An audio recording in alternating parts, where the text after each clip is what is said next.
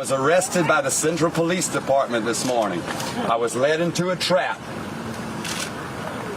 A half a dozen officers handcuffed me, put me in the back of the car, and booked me into East Baton Rouge Parish Prison. Pastor Tony Spell was arrested Tuesday morning. He is accused of driving his church bus towards a man who was protesting services being held in defiance of public health orders during the coronavirus pandemic. I am not guilty of any charges that I have been accused of. I am not guilty of assault with a deadly weapon. The pastor's attorney says Spell was planning to get out of the bus and speak to the protester, but his wife talked him out of a possible confrontation. We look forward to defending Pastor Spell in this case. Any fair viewing of the video will show you that this is a trumped-up charge. No one would ever be arrested for aggravated assault with those facts. The pastor was released the same day on a $5,000 bond. While I was in the prison, I preached to the inmates. When the guards used profanity, I said, every time you use profanity, I'm going to quote a scripture. It went quiet in that jail cell. Then I preached to people. Spell already faces 6 misdemeanor charges for holding large in-person gatherings in defiance of the governor's social distancing rules. You understand the charge, which is a violation of the governor's emergency order. There's 6 counts. I am not guilty of defying any orders. The only thing I'm guilty of is practicing my faith, which was given to me by Jesus Christ himself. The pastor insists he has the right to hold church services under the same conditions that other essential services are allowed to operate under. My unalienable rights are given to me by God, and those rights are my rights to assemble and have church. I cannot give up those rights. God forbids me to give up those rights. The pastor says his followers stand with him, and he will continue preaching.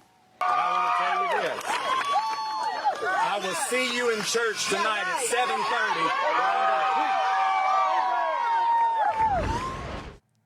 7:30. Incredible drama playing out down in Louisiana. Let's bring in Chanley Painter.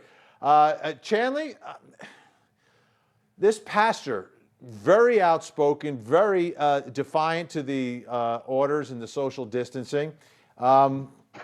He's got a following, though. How big is this? I mean, I hear people. I hear all these folks in the background.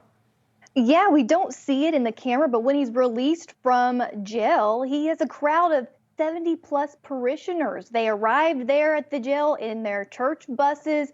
They were dressed in their Sunday best, and they were cheering him on as he exited the prison. He was released on $5,000 bond. He faces new charges. He already had 6 misdemeanors for violating the governor's stay-at-home order by continuing church services. Now he adds aggravated assault as well as improper backing. And of course, the police chief there, Vinny, calling him a fugitive because he has 2 outstanding traffic warrants in 2 other towns.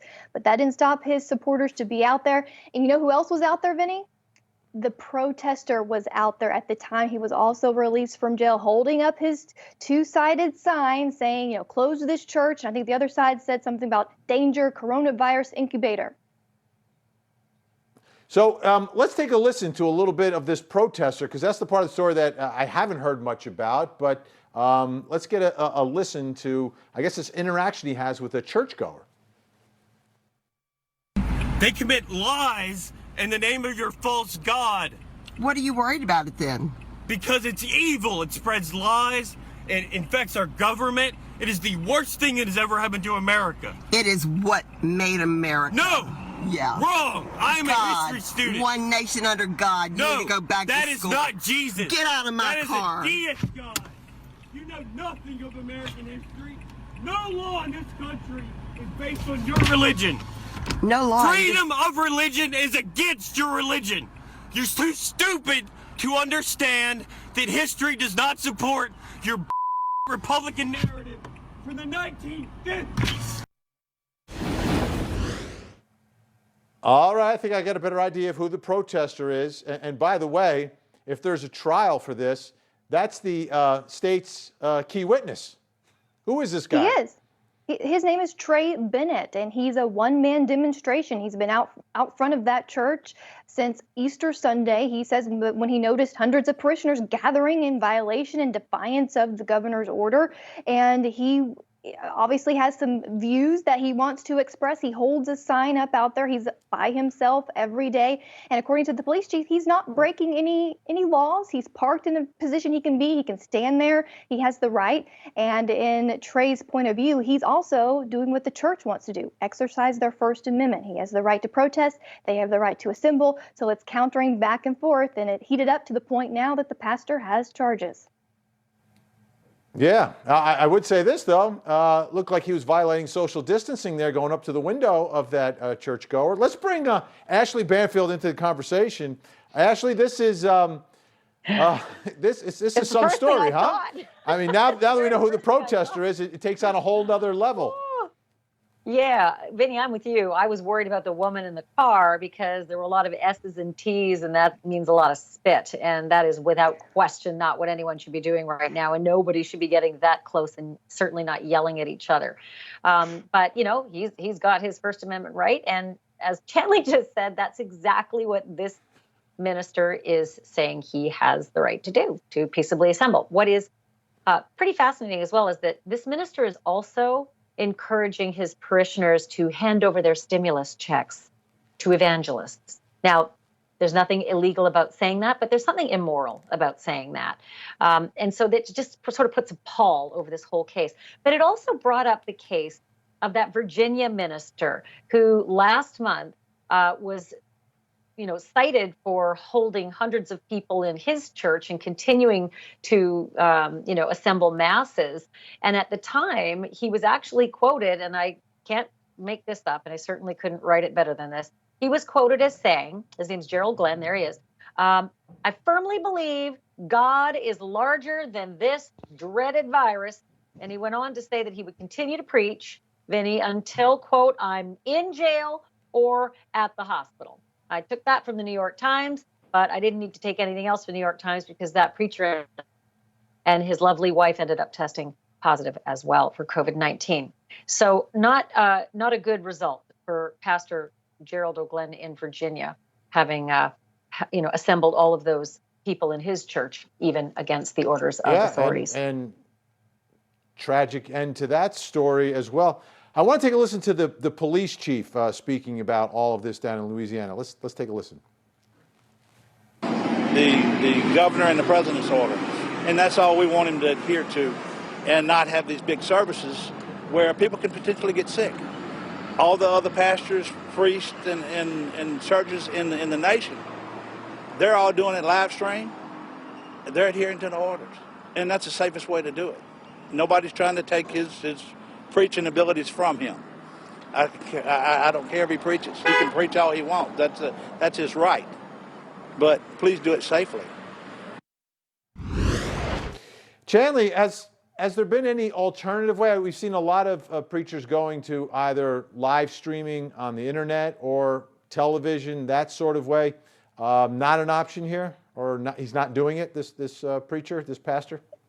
To this pastor, he has a God-given command to assemble, Vinny. And according to his lawyer, Joseph Long, he says they can social distance by still assembling if the governor will just let them. They want to fall under this exception of essential services and businesses that can be more than 10 people gathered at a time if they're able to practice social distancing. According to Long, his attorney, they're able to do that there at that church, so they want to have that exception also. All right, let's take a listen to a little bit more of your conversation with the pastor's attorney. It's all trumped up.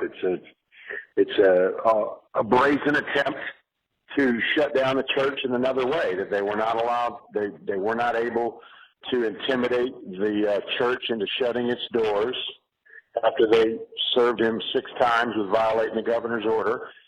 So they took a very questionable fact pattern and charged him with aggravated assault, when anybody who watches the video will see that he stopped the bus 5 to 10 feet from the man. and the man never moved. So obviously the man wasn't worried that he was going to get run over by the bus. Any reasonable person who thought the bus was trying to run you over would move. He never moved. And so, you know, the state is scared, and so they're doing what they can to try to shut the church down. But the governor doesn't have the authority to stop religion.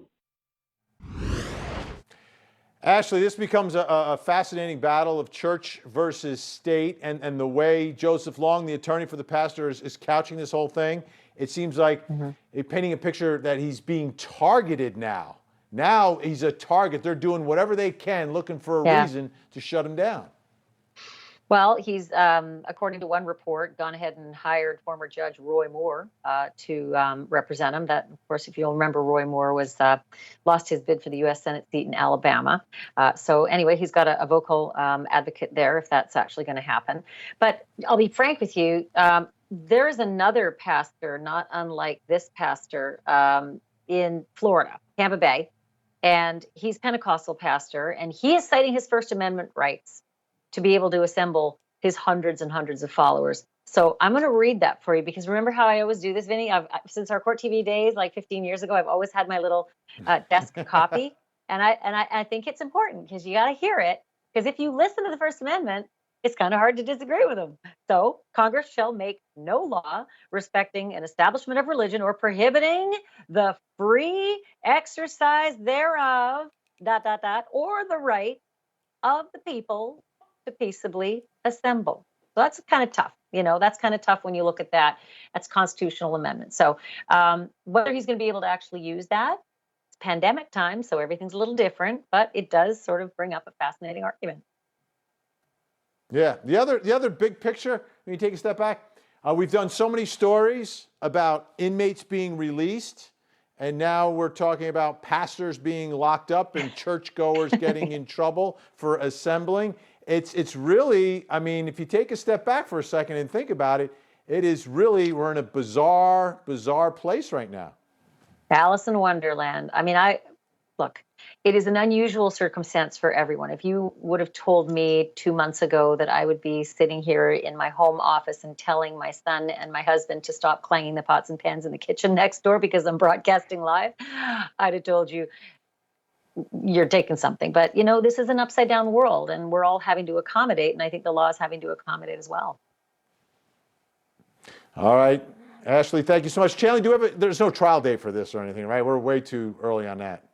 Way too early on that, but you know, the first time he was charged, they didn't take him into the prison or the jail so that he wouldn't be at risk for COVID-19. But this second time, Vinny, he was taken in. So now that the risk is even higher, now he's going to go back to church, and he says he's going to have church that night and continue to do so. So we'll just have to wait and see.